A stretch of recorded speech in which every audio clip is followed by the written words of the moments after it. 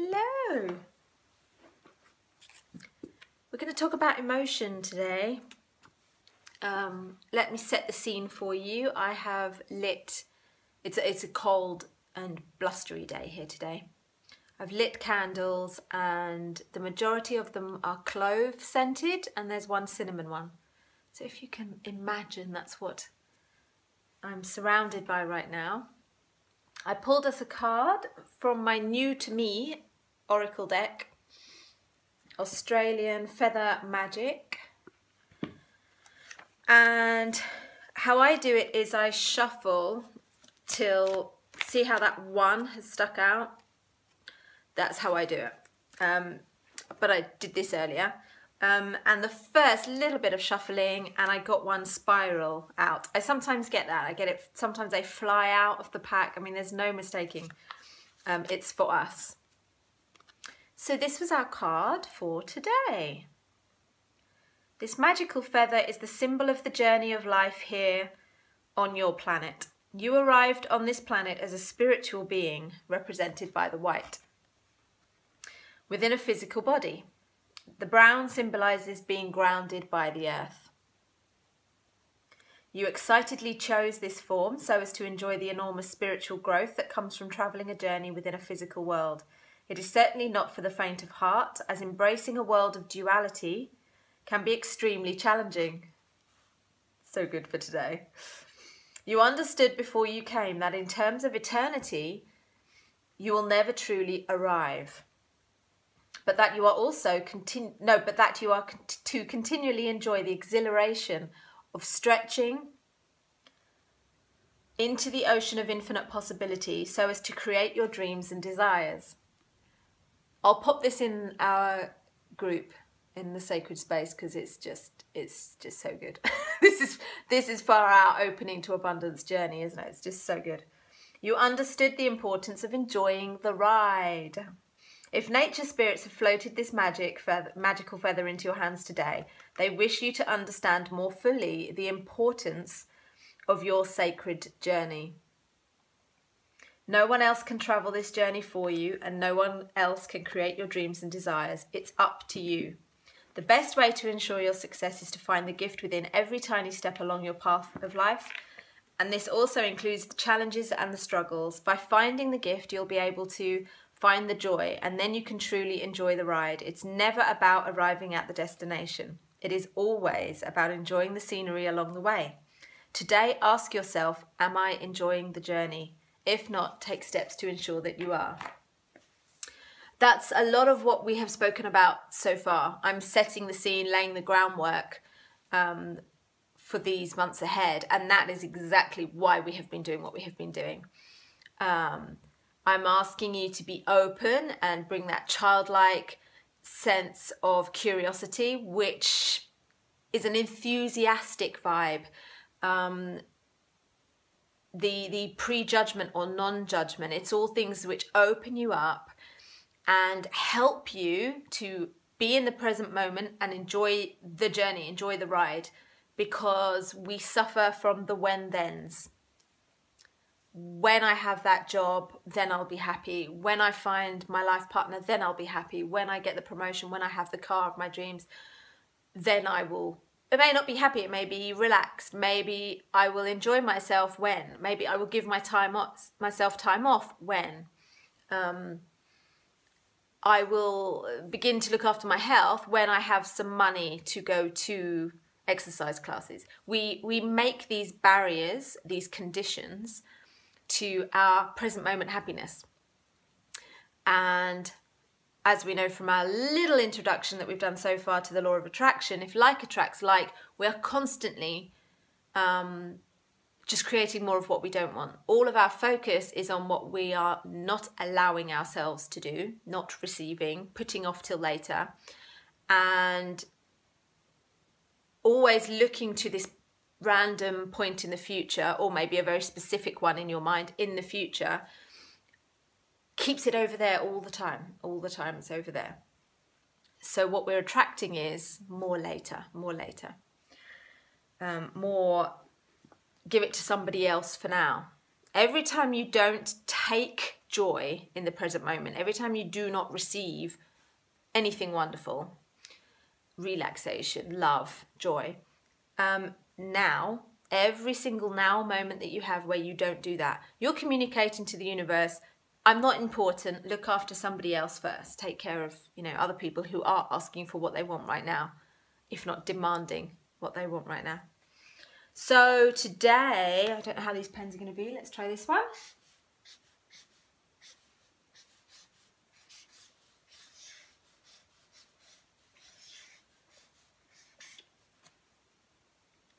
It's emotion.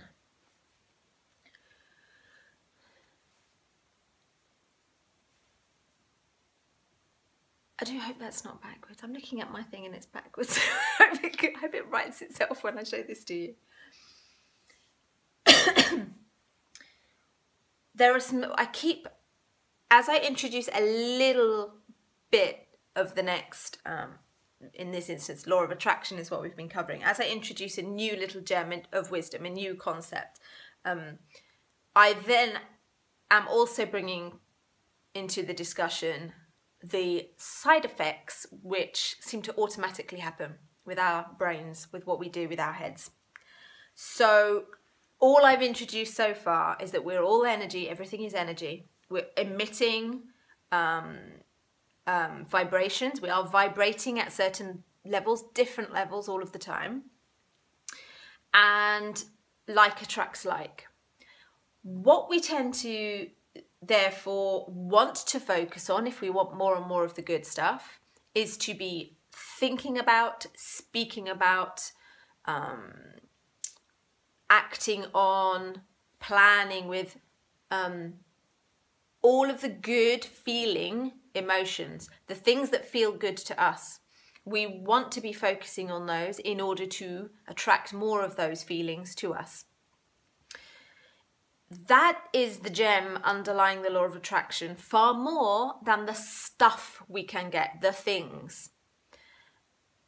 Because when we think we would like to attract the red sports car that we have in our mind, nothing wrong with dreaming. I'm going to keep coming back to this, as I said right at the beginning. Never have to hear that something is wrong. You never have to hear shoulds. I'm saying you have to. Just notice that. I'm talking about things that are helpful for us, for feeling good and feeling better and keeping more of the good stuff coming and living our abundant lives, and things that are not so helpful. So we will dream and we will get specific and we will vision, we will cut things out of magazines that do represent quite specific material things that we wish for. Absolutely cool, baby. Nothing wrong with that. And let's not stop there. The people who stop there get very frustrated and stop believing in the law of attraction, or do not like the way that it gets talked about such a lot. Because you're missing crucial elements, which is we're making big assumptions that getting that promotion, getting the red sports car, will solve problems, will mean we're very, very happy and relaxed. Winning the lottery, you've heard the stats, I'm sure. So many people who got an instant win, who were not living abundantly before their win, that's the crucial thing. When they got their lottery win, it was very often gone. I see, I don't arm myself with the stats, do I? There is some statistic that is like it's all gone within 2 years or something like that. If I find that blurb, I will also put that in there for you. And the reason is because they have not done the shift inside. The ones who do manage to do wonderful things with those lottery wins and are very happy with where they're at are those who also do the shifts necessary to vibrate at that higher level, to live with an abundant mindset. If you bring that poverty mindset with you, you cannot create anything other than what you are vibrating. And it's just too strong. And you're powerful. You're a very powerful creative being. So the side effect that can happen to learning about this law of attraction stuff is that you begin to have a bit of a war with yourself. So we're going to talk about emotions and our intensely complicated relationship with emotions. They're very, very important. I've already alluded to it with the red sports car. My advice for dreaming up, you are visioning, you've cut out a red sports car, an image of that sports car you have your heart set on. That goes down in your vision page or in the vision board, whatever you're doing at the time. Maybe you write that down as one of your abundance goals. I would ask you to add the next step to that, which is take yourself to that place where you have it arrived today. How do you imagine that will make you feel? Because that's your true goal. Your true goal is who you are as the you who owns that red sports car, who drives around in the sports car. Insert your dream here. Whatever it may be, lives in that house, works in that job, has those children, whatever it is you are dreaming for. Who is that person? What does he or she look like? How does she move in this world? If your dream, your goal, your material goal comes to you, if your dream comes true, do you talk any differently? Do you hold yourself any differently? Do you operate any differently than you do now? And crucially, how does that make you feel? When that dream is realized, how does it make you feel? Because it's the feeling that is your true goal. We all believe that X, Y, and Z will make us feel. It could be free, it could be secure, it could be loved, connected, it could be several things that are important to us. And we believe those feelings will materialize when those dreams come true, when we have realized our goals. So I would ask you to keep peeling back the layers. And the way we do this is with the question of why. I want a red sports car. Why? Because freedom and independence and looking the bomb, I feel like people would assume I am professional, I am successful. We go another layer. Those are my answers. Okay, now I ask myself another layer. And why? Why the red sports car specifically?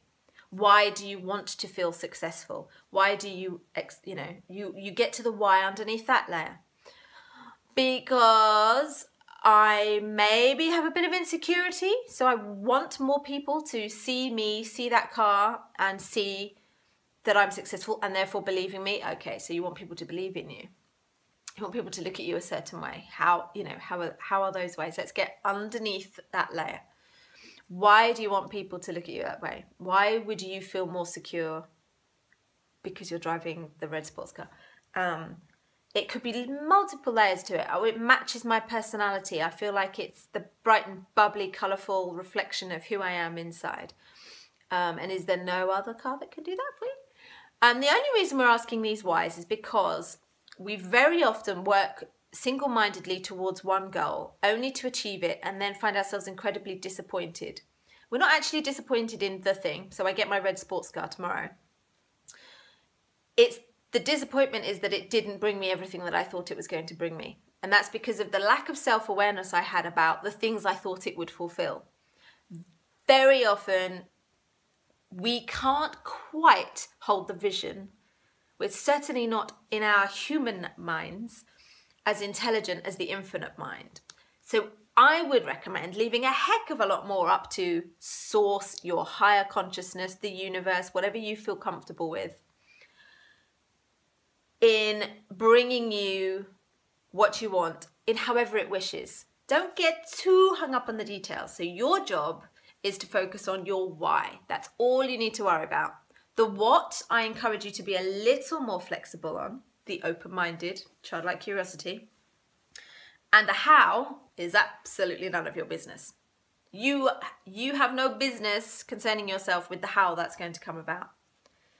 So all we need to do along the way, our biggest job in this journey of increased self-awareness, increased openness, practicing receiving,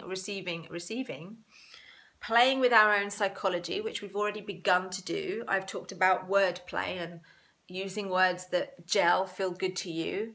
Playing with your psychology is you find something that puts you off, find a way to get back in the game. What makes it fun? I do this all the time with all kinds of things. There's a day I don't feel like doing the washing up at all, but I know how good I would feel with that beautiful clean kitchen, and I really do want that clean kitchen. So I make a game. My game is go and wash 3 things up. I can get my head around 3 items. Pick a number, favourite number. Maybe you have a different number for each day of the week. So depending on what day it is, you know, what I find when I go there, I do not feel disappointed in myself if I literally go and do 3 pieces of cutlery and that's that. I did more than I had done 5 minutes ago. I've got that little sense of accomplishment when I'm in a really unmotivated mood. Chances are, however, once I've got the rubber gloves on and I'm washing up, I've got the soapy water, I do my 3, I'm on a roll, I can get it finished 9.99999 times out of 10.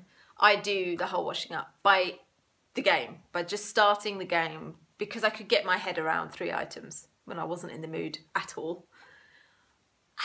I keep bringing it back to these little things, right? Because we hear about all the big grand stuff. I find in my experience of other courses and webinars and things like this is it's very theoretical and formulaic, and I find that the beauty and the gems and the aha moments and the increased awareness and the experience of abundance, which I have described for myself as that cup runneth over feeling, is tiny little things every day that add up. It's the important stuff. It's the stuff that sticks and lasts because we are experiencing it and practicing it every single day. It's the tiny things. So we play with our psychology. So this journey, this 6 months and beyond, and you may, I don't know how quickly you're moving through this. You may be choosing to take 1 whole week per email. So that would be a year for this work. You may just be working on one and then moving on to the next when you feel you've really given it your time and attention and you're ready to. Whatever works for you. Throughout this period of time where we are, if it's 6 months, a year, however long you're working on this, that can sound like a long time, as I've mentioned before, but you are reprogramming, unlearning years and years and years, decades and decades of alternative conditioning. So your biggest battle, the resistance, the times when it's going to feel sticky, too hard, too heady, too much to bother with, whatever may happen, too fearful. Shame is bound to turn up, by the way. I don't like calling it a battle. I'm lost for alternative words right now. So I would just say your biggest battle will be with your emotions, your relationship to your emotions. What we don't want to start doing is disliking or rejecting any part of ourselves. We very closely associate ourselves with our emotion. We are not our emotions. I know I find that a very hard concept. I can understand it theoretically. I am not my fear. I am not my love. That's a really hard one. I believe our core is love, so I think that's why that's the hardest, because I think that's the stuff with which we are made. But I am not shame. I am not anger. I am not jealousy. They are feelings that I am feeling, and they are fleeting. They are moving. Energy in motion. That's what they are, right? Energy in motion. And it's quite important that they keep moving and flowing. It's quite important that we keep moving and flowing, that our bodies keep moving and flowing, that our minds do. And it's very critical that emotions do. It's in the name. It's in the name. They are messengers. They've come to tell us something. And if we don't like them, law of attraction, I must reject, despise any negative emotions, any feelings that do not feel good, that do not feel like something I would like to create more of. We need to grieve. There's a reason we get angry. Fear has a purpose. Every emotion is important and sacred. And because they are a part of us, they are whizzing through inside our system. We may not be them, i.e. define ourselves solely by our emotions, but they are within us. They are part of that energy flow. It's really important that we don't reject any part of ourselves. As you will see in our EFT session, which is coming soon, or sessions, emotional freedom technique is a very, very beautiful process for freeing ourselves up from that tie, that place in which we get stuck and our emotions stop and lock down in our body. It happens ever so easily, and it happens a lot. And EFT gets it flowing again, gets it moving and releasing from the body. So we're not carrying this stuff. It stops us fearing fear or fearing emotions. It's a bit like fearing ourselves. As I say, if these are part of ourselves, we're going to talk about the ego as well. And anyone who's been coached by me knows I also don't demonize the ego. You will hear lots of spiritual teachings and personal growth teachings that are about overcoming the ego. And we will understand the ego and understand that it's not helpful to us to let it run the show. Absolutely. But again, I don't believe in demonizing the ego. I believe it's very important we do not reject any part of our being. And that's what we do. Don't reject your inner adult. Don't reject your inner child. Don't reject your emails. Ooh, I wonder what that's about. I have to jot that one down. Sometimes I get these and it means something, or I see how it relates later. I get some, so I'm like, I said that earlier. Let's note that down. We'll have to see what my inbox is like later. Don't reject your ego. Email. And yes, I think acceptance is absolutely step one. In anything is so important. Otherwise we give resistance the upper hand.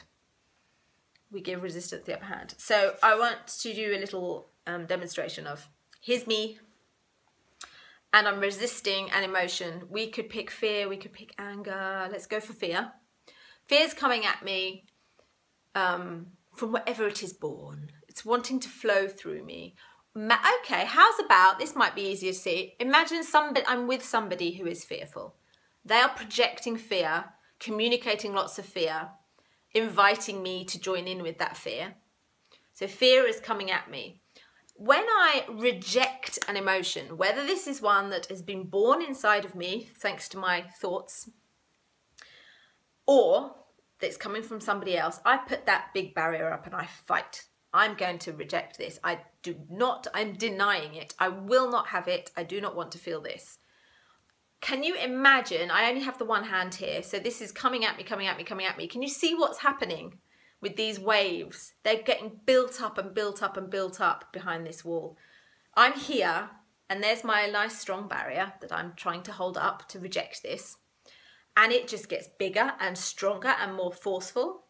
There's more of it. It keeps coming and it's building up and building up. It's going nowhere. This is going to be very tiring. It's going to use up a lot of energy. I'm going to be incredibly tense. My muscles are going to hurt trying to hold this in place. If I just relax, breathe, let it flow through me, I might be just hearing the words of this fearful person and letting them float through. I'm not fighting this battle. Or if they're originated within me, then I'm letting the fear come up. I'm allowing myself to feel it. I'm soft and bendy. I'm open. It dissipates. It calms down. It's got lots of room to spread out and move. We'll talk about the message it may be bringing me next time, because they are signposts for us. It's important they get a chance to deliver their message. And when we ignore it, when we ignore our ego, when we ignore our inner child, they'll have to shout louder and louder to try and get our attention. And they'll start playing up in different ways to be heard, because what they're doing is not working. Our body can suffer as a result of that, because it's within our body that emotions flow, that vibrations flow and are felt. That's how we are aware of them. From our emotions to other people's to all the invisible stuff that's going on around us. We're a lot wiser than we realise, and we're actually more perceptive, and we're picking up a lot more than we're ever consciously aware of. So the important takeaway for today is to allow and accept and welcome our emotions. That may feel vulnerable. That may tap into something that, you know, if an an emotion that you feel very, very uncomfortable feeling. If we pick something like jealousy, where it not only doesn't feel good, but you're judging yourself for feeling envious of somebody. Something like that. Or shame is a big, strong, deep one. We are really rejecting ourselves in shame. In shame, I've talked before, some people were a little confused about the difference between embarrassment and shame. So the way I call it, if I fall over in front, on my face, in front of people, I would be embarrassed. We might say mortified, but I would feel embarrassed. And that is me saying, in my mind, that is me saying, I did something wrong. Shame takes that to a whole other level and says, I am wrong. Shame is when whatever we have done or whatever judgments, it's all about the judgments we're making about ourselves for what we did do, didn't do, said, whatever it may be. Just past conditioning later on. There may be nothing specific. We may have just learnt shame. Shame is I am wrong. Not I did wrong, or I did something silly, or something I ought to feel embarrassed about, or two.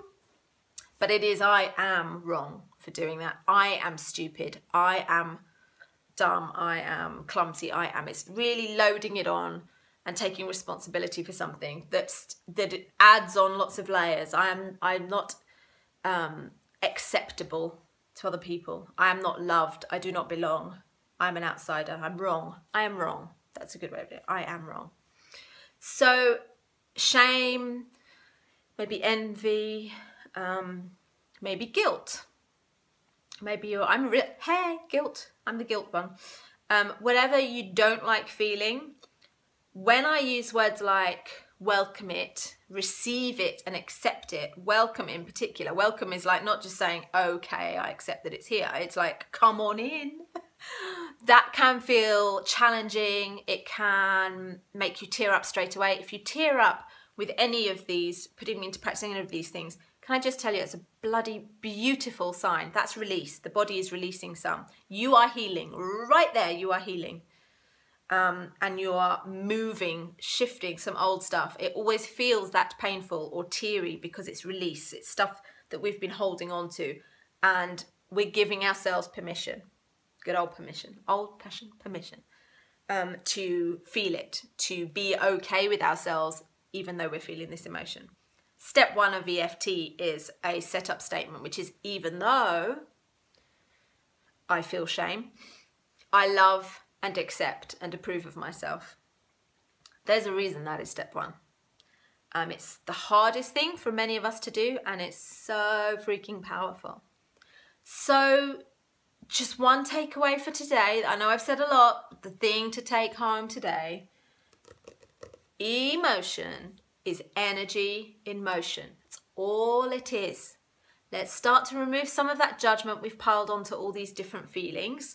Understand they have a message to bring us, a tale to tell. And we'll start listening to them and seeing what message they have to bring us. I sometimes call them, they can be messengers, I sometimes call them signposts. They help point us in a certain direction. Our feelings guide us and they tell us what's been going on that we may not be cognizant of. So energy in motion, keep it flowing. Practice self-acceptance via accepting all of the emotions that come up. You may have questions by now. We're a good way into this now. I will do Q&A videos when I have a little build-up of questions in our shared space. So please do pop any questions for me. Ensure you tag me to make sure I definitely see it. But if you have any questions as we go through these, if it relates to a specific video or email, just let me know what the email number is so I can keep track of whereabouts you are at and what you're asking about. Yes, and I will address it via video because I guarantee if you're asking the question, somebody else is thinking it as well and just not asking. So please do. And keep that energy flowing, baby. Okay, till next time. Mwah. Keep feeling.